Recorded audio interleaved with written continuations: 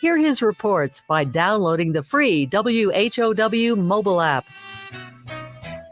At Central Illinois Outdoors with me, Jared White, we want you to be a part of the program as well via the Archer's Alley Catch of the Week. Each week, we'll select one of your pictures submitted at centralillinoisoutdoors.com and invite you to tell your story of the great outdoors. We're looking for your kid's first catch or even your first big buck. There's a simple, easy form you can fill out on your phone or computer at centralillinoisoutdoors.com. Send us your story, send us your pic. centralillinoisoutdoors.com and the Catch of the Week, brought to you by Archer's Alley, North 22nd Street in Decatur.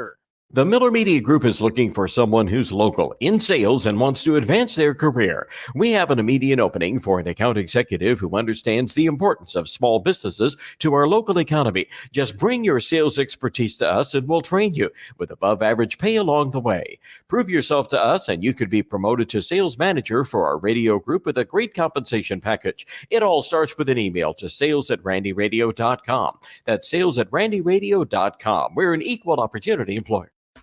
Central Illinois' leading online source for local news, police blotter, for the record information, obituaries, and more is DeWittDailyNews.com. Since 2008, DeWittDailyNews.com has delivered fresh, online content to internet readers, from the City Council to School Board to the County Board and more. DeWittDailyNews.com covers the local news you expect from the area's #1 local news source, and it's all absolutely free. Now you have even more ways to access DeWittDailyNews.com. Whether you're at your desktop, laptop, tablet, iPhone, or smartphone, DeWittDailyNews.com is delivered to all those platforms. That's right. It's even there on your iPhone and smartphone. The same local news, weather, and sports that's on the full-size edition is on your iPhone and smartphone just by going to DeWittDailyNews.com. If you haven't tried it, why don't you? Go to Central Illinois' leading online source for local news, police blotter, for the record information, obituaries, and more on your desktop, laptop, iPhone, or smartphone, DeWittDailyNews.com.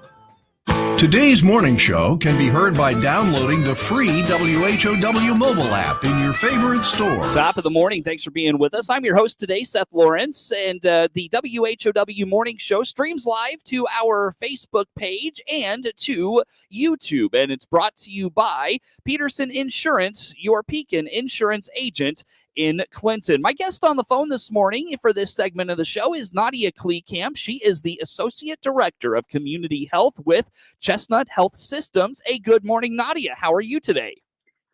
Hi, Seth. Good morning. I'm doing well for Wednesday. Thanks. Good to hear. Thanks for coming on and talking with us. And, you talk about mental and emotional wellness. I think we're all kind of mentally bracing for yet another winter storm here in central Illinois. So I think that's on the minds of a lot of folks as we talk today. But Nadia, all kidding aside, let's dive into an actually pretty serious topic. And it's always unfortunate when it happens. But, we talk about, loss of life and someone loses their life and it impacts, so many people around them of all ages and demographics and all of those things. But, for our kids, going through something like that, I'm sure is a very traumatic and unfamiliar circumstance. A lot of things for them to grapple with and process and things of that nature. What comes to mind when you think about, loss of life and its impacts on kids and how they process those things? Yeah, that's a really good question. You think through maybe even your childhood as you've grown up, maybe you haven't had to experience that, or maybe anything that a child is the closest thing they may have experienced was maybe a loss of a pet or something like that. But no matter when it happens in any person's life, dealing with death is pretty traumatic. And specifically when you have a child in your life and looking from like the parent perspective or guardian perspective, you really need to think through how can you best support your child in their grieving process. And a couple of points to really take heart is just understanding that kids grieve differently than what an adult might do.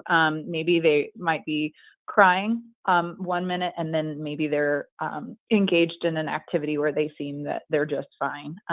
So that understanding that there's a difference in children, helping that child to be able to express their feelings of grief, maybe not telling the child how they feel, but as a parent or guardian modeling, saying, using your feeling words, right? I feel like, and then describe it kind of sets an example to help that facilitate the discussion in your child or teen's life of how they can say how they're feeling. What is and that? just being Nadia? What does that Go look ahead. like when? What does it look like when perhaps a guardian or a parent or a loved one talks with a young person and they you mentioned when they perhaps tell them how they feel or they're guiding them to how they feel. What does that look like? What kind of language, verbiage is used in that scenario? I mean, it's obviously developmentally appropriate. So if you're talking to your 10-year-old, it's going to sound a lot different than maybe your 16 or 18-year-old. But saying things like, "I know I'm feeling sad," but never putting words into your child's mouth. But to say, I'm sad. We both love grandma. Or if it was maybe their friend, you could say, "Tell me about how this person was a friend to you," and just being relaxed and just letting the child help guide that discussion. Some points to say, we can talk more about it, or when you're ready. So giving the child appropriate space, but still being physically present. Yeah, So sure. maybe you don't have words right now, and that's okay, just to be around that child or that teen. Yeah, sure. I appreciate you addressing that. And I didn't mean to cut you off there. What were you about to say? No, I was just gonna, there's, as the grief process goes through, it's helping maybe if that child has never experienced the death, what are the next things to happen? So if there is maybe an end of life or a ceremony or attending a funeral, maybe they haven't been exposed to that. So as a parent or guardian, give them kind of a heads up of what to anticipate, and it just maybe eases some comfort of not knowing what to expect or what happens next. And then even after, if there is funeral, that kind of a thing, stick to your normal routines. So finding that balance with everyday life, and then still being available to your child, but then also as you as a parent, if you were impacted by this person's death or loss, just not dealing with your own grief as well. So while you want to support your child, you also want to acknowledge that you have huge feelings right now as well. Sure. And working through that together, I'm sure is somewhat therapeutic as well. And, and perhaps demonstrating that in a healthy way is good for the child. Is that a fair thing to say, you think, Nadia? Yes, absolutely. I think being able to model appropriate coping skills is important. So, if you're feeling stressed and it's overtaking, what are healthy ways that you as a parent are dealing with that? Are you going for a walk? Are you getting fresh air? Are you talking to a friend? Are you seeking out professional help if it's to that point, or if that loss is really unexpected and tragic, and showing your child it's okay to not be okay, and getting the help and support that you need. Maybe it's journaling, maybe it is working with that child on something too. So yeah, appropriate coping skills for sure. Definitely. Again, Nadia Kleekamp is our guest on the phone for this morning. She is the Associate Director of Community Health for Chestnut Health Systems. And again, the WHOW Morning Show streams live to our Facebook page and our YouTube channel, and it's brought to you by Peterson Insurance, your Pekin Insurance agent in Clinton. Nadia, if a child does not deal with these emotions and grieving, properly, and they don't process it, properly at a certain age, can that impact them later in life? Can these feelings, fester later in their development and impact things down the road in their life? Yeah, absolutely. Kids, teens, they are still developing. Their brains aren't completely developed yet. Their hormones are all over their place, and when an impact of something traumatic like this happens in their life, they might not have the coping skills to handle dealing with it in a healthy way. So they're more inclined to maybe start dabbling with numbing, quote unquote, that grief. They might be resorting to more risky behaviors, maybe even dabbling with substances and anything like that. So supporting your child and getting the appropriate help to deal with the way they're feeling is very important so that it sets them up to be successful, because undealt with grief, other emotions, trauma really impacts future development and even in our adult life. Yeah, and so how do, going back to something you mentioned earlier, you talked about, parents, guardians, family, friends, demonstrating I don't know if there's a proper way to grieve, but good grieving behavior and things of that nature. Healthy, we'll say it that way, healthy grieving behavior. How does a parent or guardian know when perhaps the child isn't processing something the way they should, and maybe they need a professional intervention? When is that point? That is great question. As parents, I'd like to encourage you, trust your gut first and foremost. Go with your gut. You know your child the best. If maybe they are not, they seem still distant, maybe if they are, after a few weeks, if they're still in that really grief-ridden stage, or they are seeming anxious or depressed, that would be the appropriate time to reach out, talk to your child's physician, reach out to maybe your school counselor, if that is an option for you, or you can even call any location or agency that offers support. Chestnut has that as well. You're welcome to give us a call, and we can get an assessment going for your child as well. So it's going to be dependent on a few things, but overall, if they're continuing to really show signs of distress and it's lasting more than a few weeks, then really reach out to a professional to get some extra support. Sure. Nadia, did I miss anything in that conversation, about children and the grieving process, seeking help, the impacts it can have on the kids later in life if they don't deal with it in a healthy way? Did I miss anything in this conversation you want to put out there for us? No, we're just scratching the surface, and no, you're not alone. There's plenty of resources online, and make sure you as a parent or that guardian are taking time to care for yourself, so you can be that strong support for your child or your teen in your life. I didn't put it out there, but if you need to get help, you can find us on the web at www.chestnut.org. You can give us a phone call at 888-924-3786.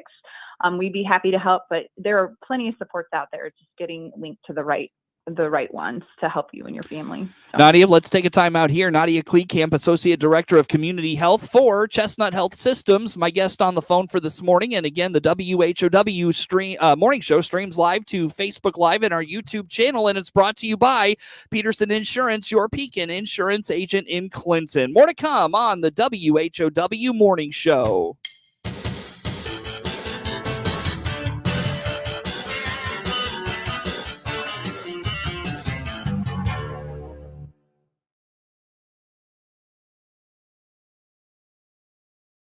Farm Week, keep you connected.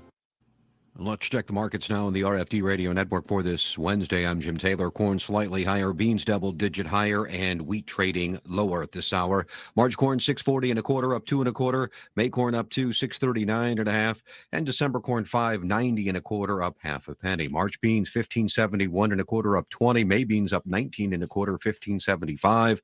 November beans 14.41 3/4, up 9 3/4. March wheat down to nickels 7.74 3/4. May wheat down to nickels 7.80 3/4. July wheat 7.76 1/2, down 5 1/2. March bean meal up 6.50, 4.45.30.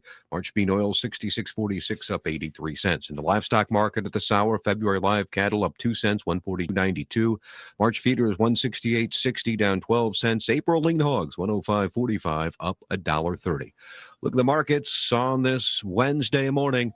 Jim Taylor, RFD. New trucks and SUVs are coming here at Baum Chevrolet Buick in Clinton. This is Scott Baum. Yes, we have new inventory arriving, and you can see what will arrive right on our website. Just click on the pre-order and reserve tab. From there, you'll find vehicles in transit and vehicles in production. Or just call our sales staff and we'll help. Find Silverados, Equinoxes, Blazers, including Tahoes and Suburbans, as well as our complete Buick line of SUVs. BaumChevyBuick.com. Right from the start. Your own home without the maintenance. If you're 55 or better, a beautiful Liberty Village villa could be yours. This is Erin, and I invite you to come take a tour of our move-in ready villa. Click the Liberty Village icon at DeWittDailyNews.com. Simply the finest. DeWittDailyNews.com is the area's leading local news source 24 hours a day, 7 days a week. Get the latest local news, obituaries, police blotter, weather forecast, and more with no paywall. Head to DeWittDailyNews.com to get the local information you need to know. Tell Amazon Alexa, play WHOW Radio to hear the morning show and all our programming right there on your Amazon Echo. Once again, and good morning. Thanks for being with us. I'm your host today, Seth Lawrence. On the phone with me this morning, Nadia Kleekamp is the Associate Director of Community Health with Chestnut Health Systems. And again, the WHOW Morning Show streams live to our Facebook page and our YouTube channel, and it's brought to you by Peterson Insurance, your Pekin Insurance agent in Clinton. Nadia, I know that we were catching up a little bit in the break, and one thing that you've been working on recently is trying to find, I don't know if it's sources or avenues for people that battle substance abuse and some of the barriers to them finding the proper treatment and the proper help. What are you working on? Give me the 10,000-foot overview of this. Sure.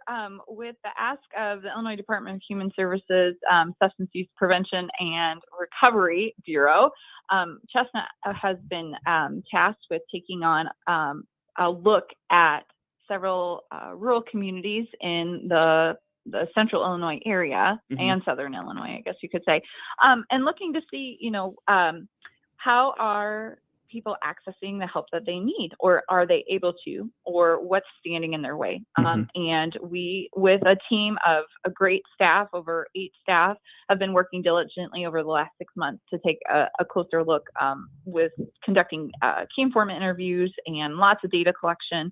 We've come to the realization in a 15-county area that transportation is a huge barrier for people to access the help that they need. And along with that, understanding that there is a stigma, if you will, around getting help or understanding what substance use disorder is, and then options for recovery housing. So if someone is able to get the help they need and they're ready to move back into their community, where can they go to help them sustain their recovery journey?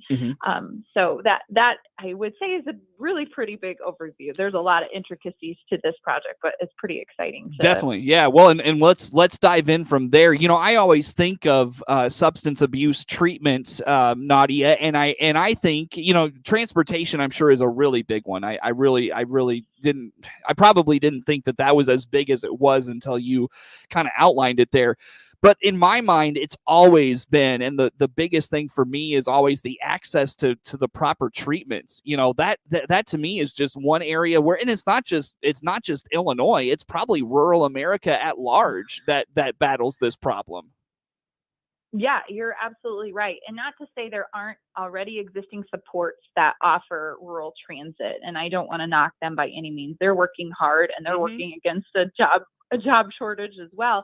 But there are some things that present when you are in a rural community. Your local provider specific to behavioral health might be 30 to 50 minutes away.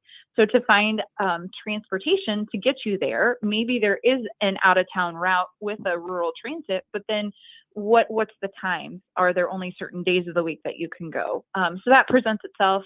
Or, taking personal vehicle, it's expensive to maintain your personal vehicle and insurance and all of that. And maybe if someone is dealing with a substance use disorder, maybe they don't have a driver's license right now.